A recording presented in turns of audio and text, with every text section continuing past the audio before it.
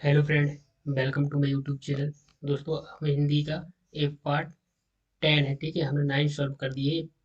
Part 10 है जिसमें हम 30 क्वेश्चन सॉल्व करेंगे। ठीक है, तो चलिए स्टार्ट करते हैं। इसमें फर्स्ट क्वेश्चन है, अर्थालंकार के कितने भेद है। ठीक है, आपको बताना भेद बताना है, तो अर्थालंकार के कितने भेद हो जाएंगे। तो ऑप्शन आपके पास है: A 11, option B 12, option C 14, option D है 18। तो इसका राइट आंसर हो जाएगा option number B.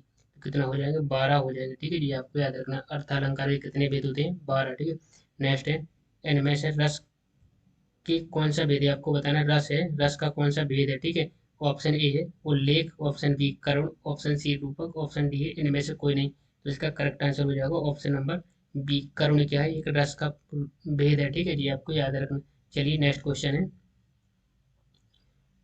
Next question है इसमें, इनमें से अलंकार की कौन सा भेद है आपको बताना। अलंकार कौन सा है? ठीक है, जो ऑप्शन दिए इनमें से आपको अलंकार बताना है। ऑप्शन ए छेद का अनुप्रास, ऑप्शन बी लाटानुप्रास, ऑप्शन सी है शब्द अलंकार, ऑप्शन डी है इनमें से कोई नहीं। तो इसका करेक्ट आंसर हो जाएगा ऑप्शन नंबर सी, शब्द अलंकार। क्या है? एक अलंकार का भेद होता है। ठीक है जी, आपको याद रखना। नेक्स्ट है, वर्तमान में हिंदी का प्रचलित रूप है। आपको बताना है कि वर्तमान में हिंदी का प्रचलित रूप क्या है। ब्रजभाषा है, देवनागरी है, अवधी है, खड़ी बोली। तो वर्तमान में क्या है? तो वर्तमान में हो जाएगा खड़ी बोली। ठीक है, तो ऑप्शन डी राइट आंसर हो जाएगा, आपको याद रखना है। चलिए नेक्स्ट क्वेश्चन है। यहाँ पे हिंदी, हिंदी की आदि जननी है। आपको बताना है हिंदी की आदि जननी है पाली, अपभ्रंश, संस्कृत या प्राकृत। तो हिंदी की आदि जननी कौन है? तो हो जाएगा संस्कृत। ठीक है, तो ऑप्शन सी राइट आंसर हो जाएगा जी, आपको याद रखना है। चलिए नेक्स्ट है, कौन सा अमानक वर्ण है? आपको बताना है कि इनमें से कौन सा अमानक वर्ण है। आपके पास चार ऑप्शन है: वा, का, धा, खा। तो अमानक वर्ण बताना, तो राइट आंसर हो जाएगा ऑप्शन नंबर ए। तो भा हो जाएगा कि ठीक है, तो अमानक वर्ण कौन सा हो जाएगा? भा हो जाएगा। चलिए नेक्स्ट क्वेश्चन है। यहाँ पे आता है छ। छ ध्वनि किसके अंतर्गत आती है? आपको बताना कि छ छत्री है, ये ध्वनि किसके अंतर्गत आती है? घोष वर्ण की, संयुक्त वर्ण की, तालव्य वर्ण की या मूल स्वर की। तो छ कैसा आता है? तो आपको बताना है छ और त्रा और ज्ञ, ये कौन से संयुक्त वर्ण होती है। तो इसका राइट आंसर हो जाएगा ऑप्शन नंबर बी जी, आपको याद रखना कौन कौन सी है। छ, त्रा और ज्ञ, ये ध्वनि कौन किसके अंतर्गत आती है? संयुक्त वर्ण के अंदर आती है। ठीक है, चलिए नेक्स्ट है ज्ञ। ज्ञ वर्ण किन वर्णों के संयोग से बना है? आपको बताना है कि किन वर्णों के योग से संयोग से बना है। ठीक है, आधा जा प्लस अणा, जा प्लस धा, जा प्लस न्या और जा प्लस अणा। तो किससे मिलकर बना है? तो ऑप्शन नंबर ए हो जाए, आधा जा प्लस अणा से मिलकर क्या बनता है? ज्ञा बनता है। ठीक है जी, आपको याद रखना है। चलिए नेक्स्ट है, यहाँ पे आता है अघोष वर्ण कौन सा है। आपको बताना है कि अघोष वर्ण कौन सा है।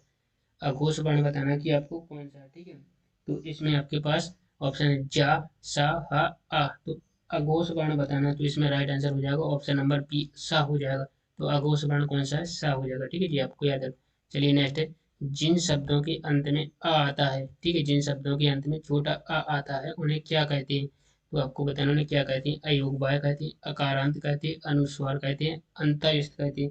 तो इसका राइट आंसर हो जाएगा ऑप्शन नंबर बी, अकारांत कहते हैं। ठीक है जी, आपको याद रखना है जिन शब्दों के अंत में छोटा आ आता है उन्हें क्या कहते हैं? अकारांत कहते हैं। ठीक है, चलिए नेक्स्ट क्वेश्चन की ओर।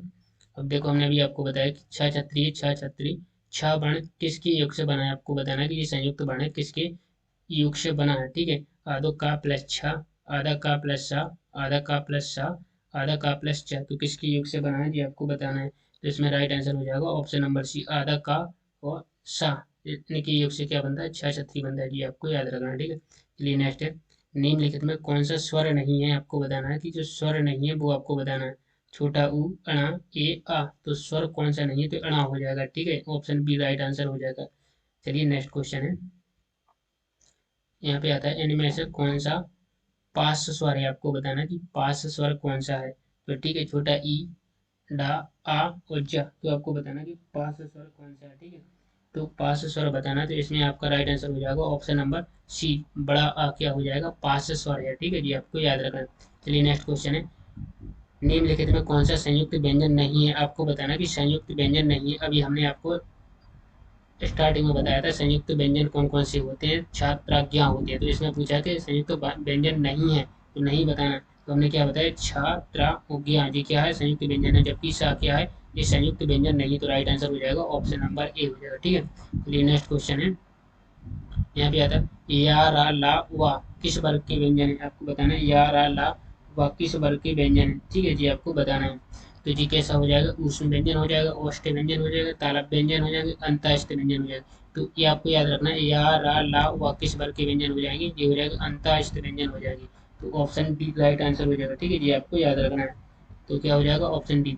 नेक्स्ट आता है कंठ्योष्ठ ध्वनि का उदाहरण है, आपको बताना कंठ्योष्ठ ध्वनि का उदाहरण है, जो आप बताना कंठ्योष्ठ ध्वनि का उदाहरण कौन सा है, ठीक है। तो इसमें ऑप्शन ए है छोटा ए, ता और का। तो इसमें कंठ्योष्ठ ध्वनि का उदाहरण हो जाएगा छोटा ए, ठीक है, option number A right answer हो जाएगा, ठीक है जी, याद रखना। चलिए नेक्स्ट क्वेश्चन है, यहाँ पे आता है निम्नलिखित में से शुद्ध वर्तनी का चयन कीजिए। आपको बताना शुद्ध वर्तनी का चयन करना है। तो इसमें देखो कुमुदनी, ठीक, कुमुदिनी, कुमुदनी, कुमुदनी। तो इसमें राइट आंसर हो जाएगा सही वर्तनी क्या है, तो इसका सही अर्थ कुमुदनी हो जाएगा, ठीक है, ऑप्शन नंबर बी हो जाएगा, ठीक। चलिए नेक्स्ट क्वेश्चन है, निम्न दिए गए शब्दों में शुद्ध वर्तनी वाला शब्द बताना है। आपको शुद्ध वर्तनी वाला शब्द कौन सा है, ऑप्शन ए सांसारिक, स्रोत, कीर्ति, सर्वोत्तम। तो जो सही है वो कैसा लिखते हैं, तो स्रोत है, इस तरह सही है जी, इस तरह स्रोत लिखते तो राइट आंसर हो जाएगा ऑप्शन नंबर बी।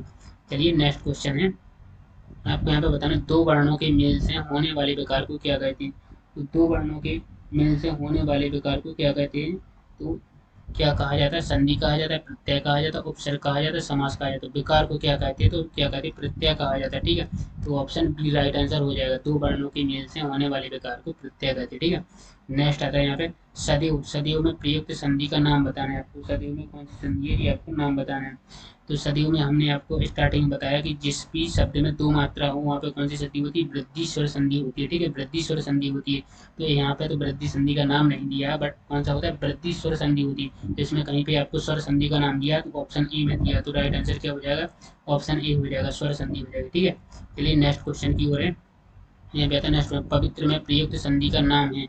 आपको बताना पवित्र में कौन सी संधि है।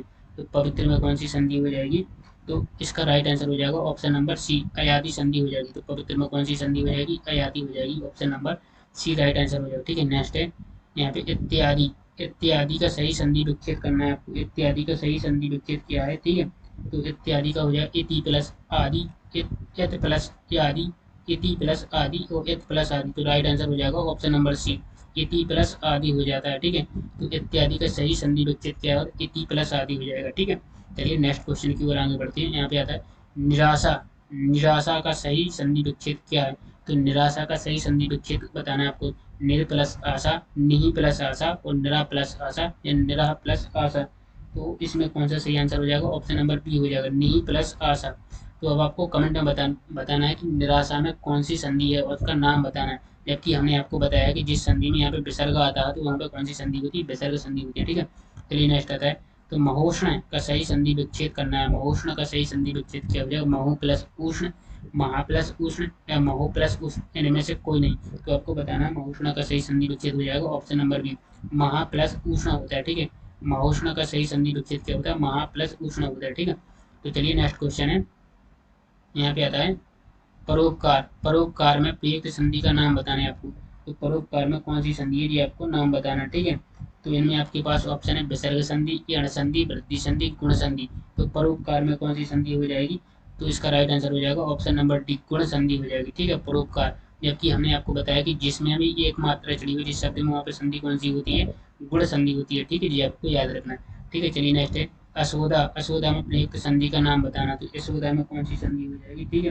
तो यशोदा में हो जाएगी ऑप्शन ए विसर्ग संधि, ऑप्शन बी है स्वर संधि, व्यंजन संधि, इनमें से कोई नहीं। तो यशोदा में कौन सी संधि हो जाएगी, यशोदा में हो जाएगी विसर्ग संधि हो जाएगी, ठीक है। तो option number A right answer हो जाएगा, तो आपको याद रखना है। चलिए नेक्स्ट क्वेश्चन की ओर है, नेक्स्ट क्वेश्चन है स्वागतम, क्या स्वागतम में प्रयुक्त संधि का नाम बताना है। तो स्वागतम में कौन सी संधि है ये आपको नाम बताना है। तो स्वागतम में हो जाएगी गुण संधि, ठीक है, वृद्धि संधि, दीर्घ संधि, यण संधि। तो स्वागतम में कौन सी संधि हो जाएगी, स्वागतम होती यण संधि। तो राइट आंसर हो जाएगा ऑप्शन नंबर डी, तो ये आपको याद रखना है। चलिए नेक्स्ट है उत प्लस हार, उत प्लस हार के योग से कौन सा शब्द बनता है, उतार, आहार, उद्धार, उदार। तो उत प्लस हार के शब्द से कौन बनता है, उद्धार बनता है। तो option number C right answer हो जाएगा, ठीक है। उत प्लस हार के योग से कौन सा शब्द बनता है, उद्धार। तो आपको बताना कि उद्धार में कौन सी संधि है, नाम आपको कमेंट में बताना। चलिए नेक्स्ट क्वेश्चन है, यहाँ पे आता है अनवय, अनवय का सही संधि विच्छेद है। अनवय का सही संधि विच्छेद क्या है, अनु प्लस अय, अनु प्लस आई, अनु प्लस आई, अनु प्लस आई। तो इसका आपको राइट आंसर बताना है कि क्या हो जाएगा, ठीक है। तो इसमें राइट आंसर हो जाएगा ऑप्शन नंबर सी, अनु प्लस आई। तो अन्नवाय में इसका सही संधि विच्छेद क्या हो जाएगा, अनु प्लस आई बुधा, ठीक है। चलिए नेक्स्ट है, निम्नलिखित में से कौन सा शब्द कृदंत का प्रत्यय से बना, कृदंत का प्रत्यय से बना है, बिकाऊ, रंगीला, कृपालु, दुधारू। तो कृदंत प्रत्यय से बना है, कृदंत प्रत्यय से कौन बना है, बिकाऊ बना है। तो राइट आंसर हो जाएगा ऑप्शन नंबर ए, ये आपको याद रखना। तो दोस्तों हमने इसमें आपको टॉप 30 क्वेश्चन सॉल्व कराए। अब आपको कमेंट में बताना कि आपके 30 क्वेश्चन में से कितने क्वेश्चन सही है, जो वो आपको कमेंट में बताना। तो दोस्तों अगर आपने वीडियो में सही सीखा, सही जानकारी मिली है, अगर आपको लगता है कि इसी टाइप की क्वेश्चन एग्जाम में पूछे जाते हैं, ठीक है, तो आपने अभी तक इस चैनल को सब्सक्राइब नहीं किया तो सब्सक्राइब जरूर कर लेना एंड बेल आइकन को आप प्रेस कर देना, ताकि आने वाली अगली वीडियो की नोटिफिकेशन आपको टाइम पर मिल सके। तो दोस्तों इस वीडियो को ज़्यादा से ज़्यादा शेयर जरूर करना अपने दोस्तों के साथ। तो दोस्त अगर आपने हमारे प्रीवियस वीडियो नहीं देखे तो आप हमारे चैनल के प्ले लिस्ट में जाइए, हिंदी व्याकरण एमसीक्यू के नाम से आप हमारी ओल्ड वीडियो देख सकते हैं, ठीक है, पार्ट 1 से लेकर पार्ट 9 तक। तो दोस्त मिलते हैं नेक्स्ट वीडियो, जब तक के लिए आपको थैंक यू सो मच।